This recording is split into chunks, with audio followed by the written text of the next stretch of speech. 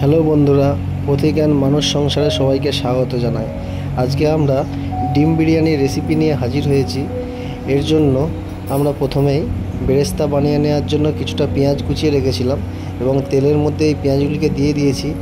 আর আদা, রসুন, আলু এগুলো আমরা কেটে নিয়ে রেখেছি। আর এই পেঁয়াজগুলিকে লাল লাল করে ভেজে নিয়েছি এবং ভাজা হয়ে গেলে একটি পাত্রের মধ্যে তুলে আলাদাভাবে রেখে দিয়েছি।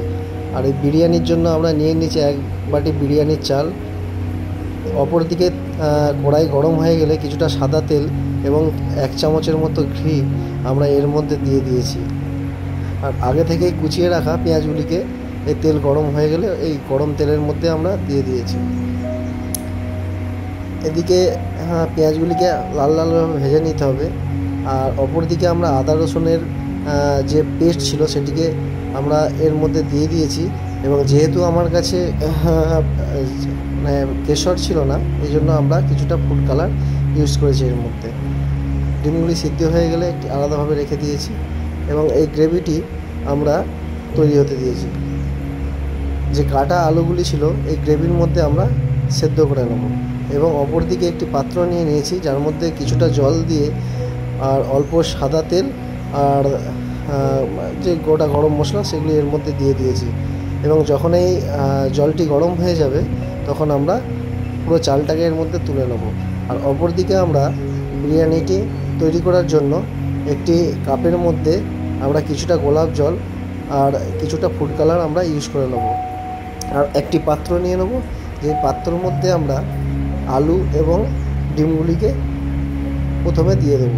তার উপর আমরা আগে থেকে যে বানিয়ে রেখেছিলাম গ্রেভিটা, এর মধ্যে কেওড়া জল, কিছুটা দুধ এর মধ্যে মিক্স করে আমরা আর বিরিয়ানি মশলা রেডি করে রেখেছিলাম, এটি এই হাঁড়ির মধ্যে আমরা একে একে দিয়ে দেব। পুরোটা সেট হয়ে গেলে এর মধ্যে আমরা কিছুটা টক দই দিয়ে দেবো এবং কিছুটা খোয়া ক্ষীর এর মধ্যে দিয়ে দেবো। খোয়া ক্ষীর দিলে খেতেও একটু ভালো লাগে, টেস্টটাও খুব সুন্দর আসে। এবং এরপরে আমরা আগে থেকে যে চালগুলিকে নামিয়ে রেখেছিলাম এর উপরে আস্তে আস্তে লেয়ার তৈরি করে নেব।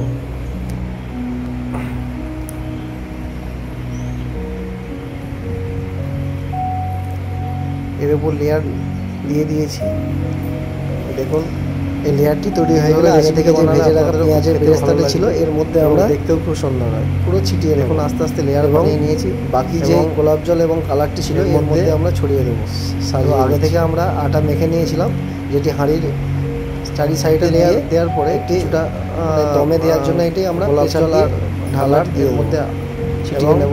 দমে দেওয়ার জন্য আমরা তৈরি করা হবে তাওয়া নিয়ে নিয়েছিলাম।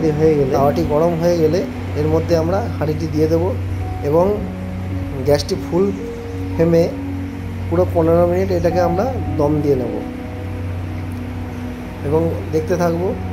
15 মিনিট হয়ে গেলে আমরা এই গ্যাসের ফ্লেমটিকে পুরো লো করে নেব এবং আরও 10 মিনিট এটিকে লো ফ্লেমে হতে দেব।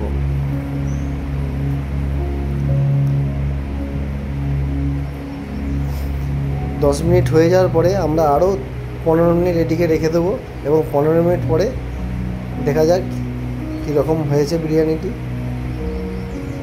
খুব সুন্দর হয়েছে। এটিকে এবার আমরা আস্তে আস্তে কেটে নেব। খুব সুন্দর একটি স্মেল আসছে। এর মধ্যে কিছুটা ঘি আমরা ছিটিয়ে নেব। টেস্ট খুব সুন্দর হয়। দেখুন কত সুন্দর কালার হয়েছে। খেতেও আশা করি খুব সুন্দর হবে। আমাদের এই রেসিপিটি ভালো লাগলে আপনারা শেয়ার, সাবস্ক্রাইব করে দেবেন এবং বেল আইকনটি দাবিয়ে আমাদেরকে সাপোর্ট করবেন। দেখুন বিরিয়ানিটা এখন আমরা রেডি করে নেব এবং সার্ভ করে নেব একটি থালার মধ্যে। দেখতে কত সুন্দর হয়েছে এবং খেতেও খুব সুন্দর হয়েছিল।